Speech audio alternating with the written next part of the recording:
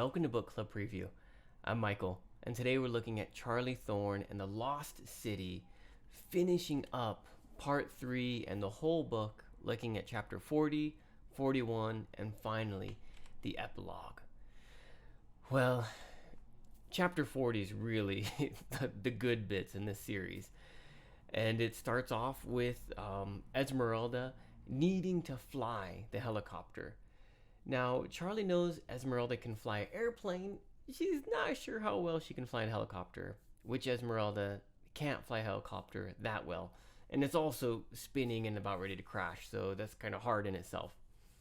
But Esmeralda gets control of the helicopter a little bit, starts flying around, and they need to land because she can't really control it that well. And so Charlie sees in the distance Machu Picchu, which this is actually a picture of here, you can see, and it's much bigger than this, but Charlie says, oh, try to land the helicopter over there. And so she's flying the helicopter in, and she kind of hits a building just a little bit with the blade of the helicopter, hits it, but it makes the helicopter start spinning and spinning and spinning and crash onto the ground. And then it slides and breaks through a fence and then almost falls off a cliff. But it doesn't. Charlie grabs Eve and tries to make a break for it, tries to run away. But there's Machu Picchu. Oh, we learn a little bit about Machu Picchu in the book. They crash. Then, as Charlie's trying to escape, Esmeralda blocks the door and she has a knife. And Charlie says, hey, look, you need to let me go or we're both going to die. And Esmeralda's like, what are you talking about? And Charlie says, well, I poisoned you with my fingernails when I scratched you.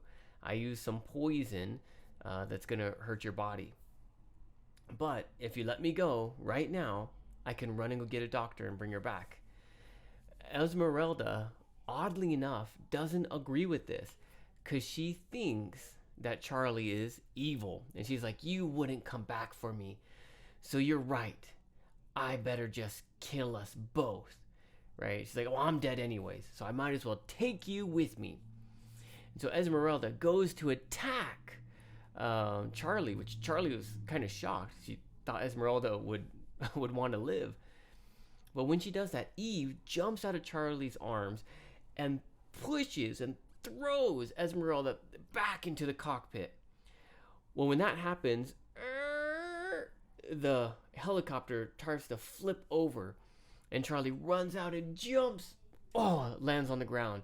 And luckily, Eve ran and followed her, and they both hit the ground. Whew. They're safe. One small minor point. When Charlie tries to escape, Ivan grabs her ankle. And even though he's like, bullet and poison, he's still grabbing Charlie's ankle, and then she like kicks him, and he lets go.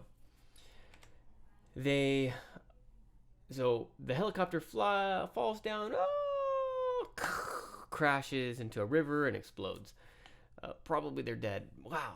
Charlie, don't make it any matter Charlie, because everyone seems to die. So it's Charlie and Eve. They're the last ones left. And Eve, they hear some shouting, hey, what's going on there? Probably in Spanish or Portuguese. But Eve just starts to take off. And Charlie goes, Eve! And Eve looks and turns and looks at Charlie and then runs off. And then Charlie hides in somewhere in these ruins in the pictures. But they escape. That leaves us with Dante and Milana. What happened to them?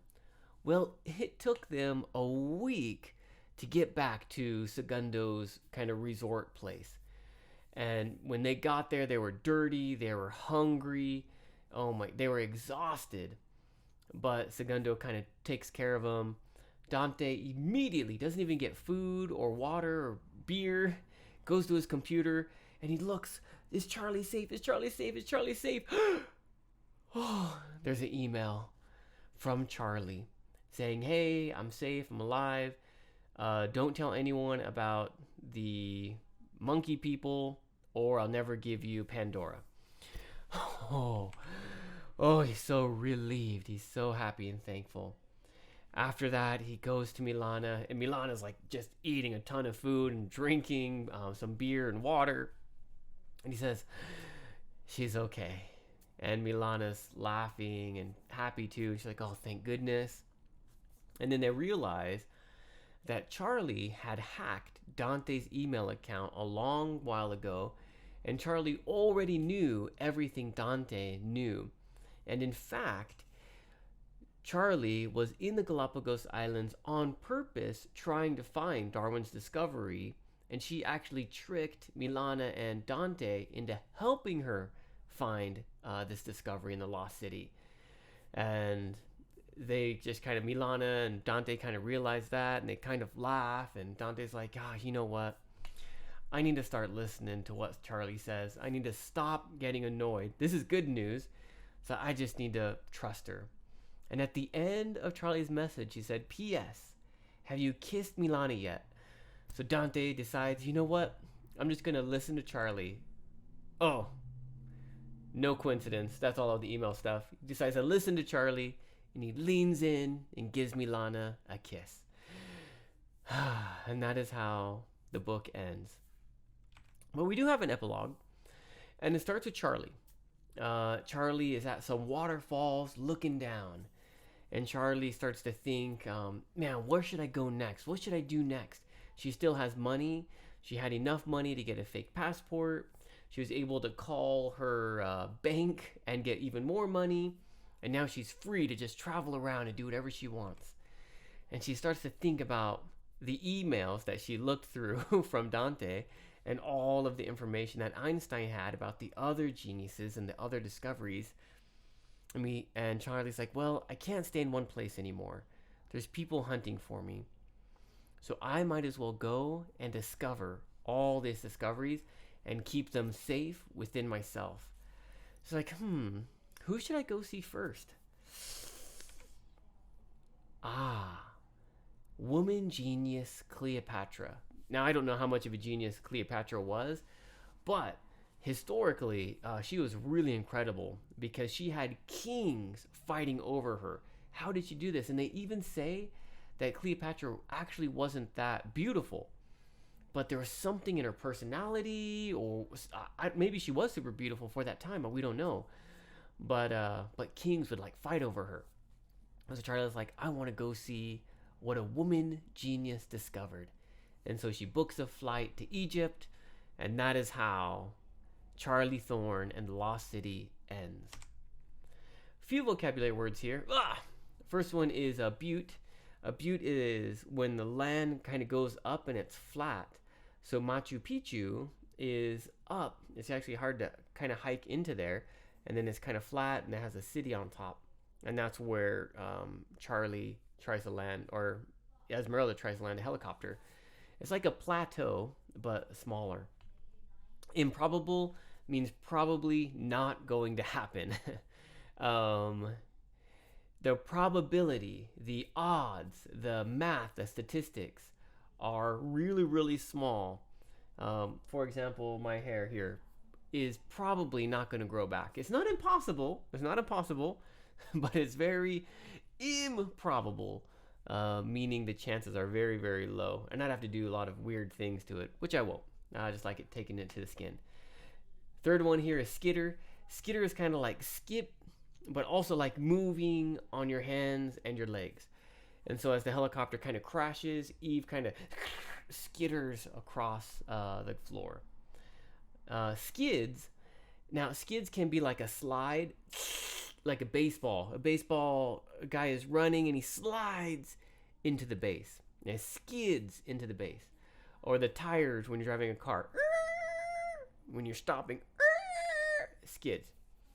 But skids can also be the legs of like a helicopter, or could even be an airplane or a boat. But if you think about a helicopter that comes out like this and it helps it land on the sand or in the grass, the skids broke off the helicopter when it crashed. Reeling is like getting thrown off balance and thrown kind of backwards. Or it could even be reeling forward too. But when Eve hits Esmeralda. She goes reeling back into the cockpit.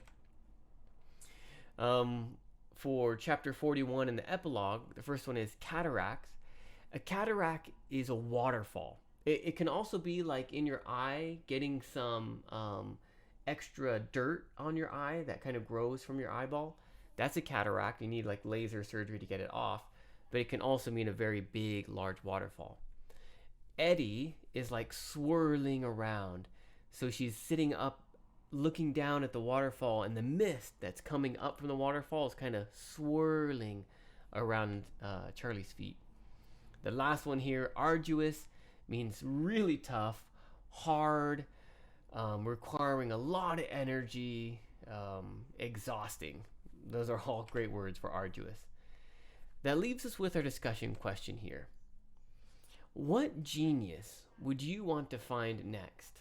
Now, of course, we don't know what geniuses the author is going to write about later in the future, but think about some famous people.